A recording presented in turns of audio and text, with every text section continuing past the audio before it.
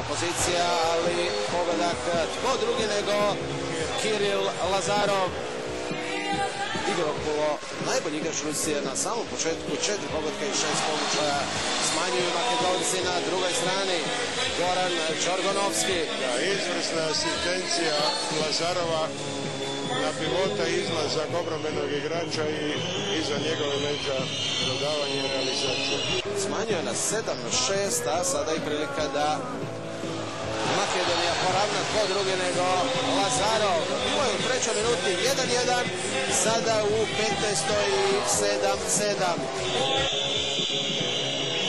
Idena šut Igropulo, nema prekršaja, prilika za još jedno poravnanje. Ništa ne može Kostigov. Strijelac Vladimir Temelkov. Odlična atmosfera na tribinama. Isključen je na 6-0. Gdje god ima takvu zadaću da se kreće, da stvara rupe. Evo, međuvremeno lijepi gol Lazarova. 23. minuta. 12-10 plus 2, 6. pogodak za Lazarov.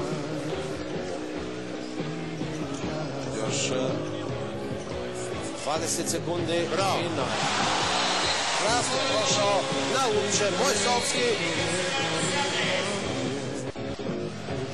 Rusi ne odostaju od 5-1 obrane, jer su vidjeli da je najveća opasnost normalno prijeti od Kire, ali sada to Bojsovski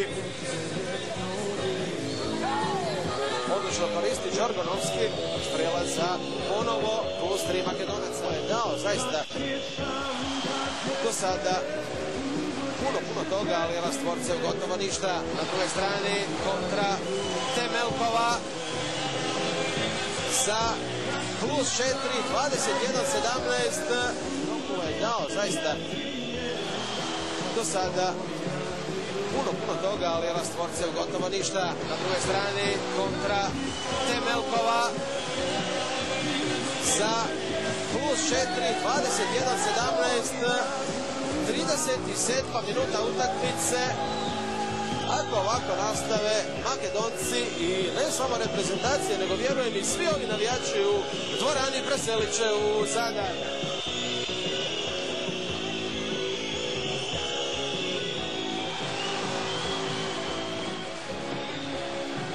Prilika i za plus 5, da li je vrijeme za time out, vidjet ćemo šta će napraviti Nikolaj Čigarjev.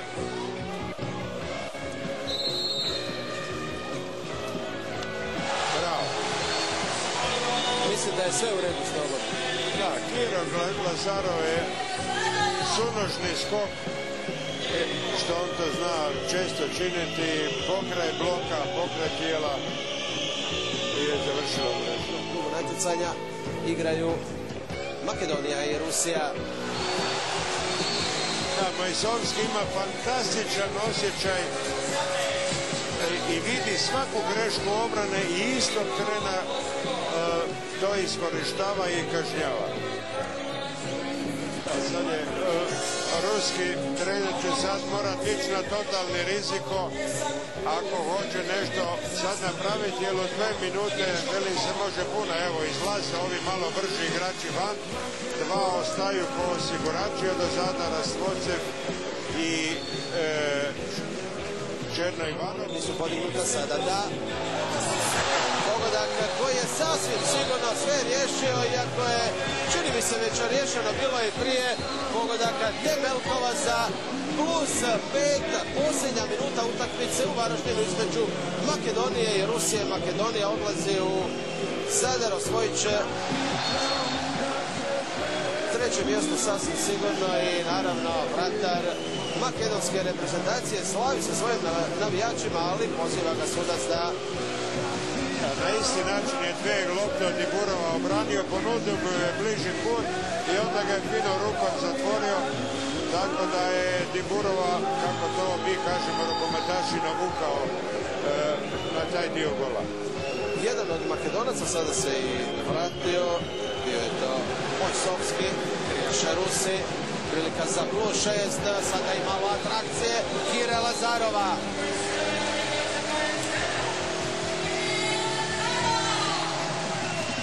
Kiro Lazarov, prekrasan pogodak, kraj utakmice, ove sekunde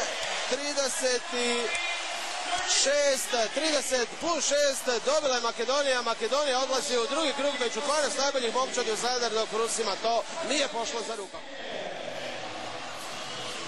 Veliko slavlje naravno makedonskih igrača na terenu, kako i ne bi. Dobili su Rusiju, trebali su je dobiti, samo im je pobjeda bila u igri. Loše su krenuli Rusi na samom početku u prvom dijelu, prvi 15 minuta imali su nekoliko navrata i 3 razlike, ali onda od kada su poveli u zadnjih tih 7-8 minuta zaista je sve bilo na strani Makedonaca. Da, Makedonci su bili lepršaviji, slobodniji, raznovrsniji i sa dobrim Ristovskom na golu normalno da su bili bolja momčad. Ja prvi put Ruse vidim malodušne. Oni su prije mogli imati loši dan, ali se to bolilo do kraja.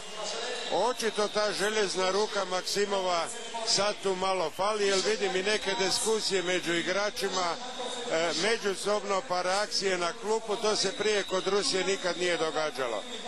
Za Ruse puno premalo da bi se mogli plasirati dalje. Makedonija zasluženo osvojila ova 2 boda i plasirala se u Zadar.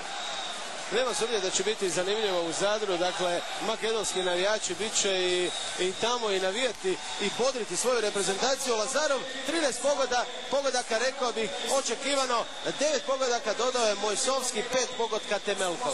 Da, osim tih pogodaka Lazarov je asistirao i na crtu je odigrao i na krilo, tako da je daleko najbolji čovjek utakmice bio.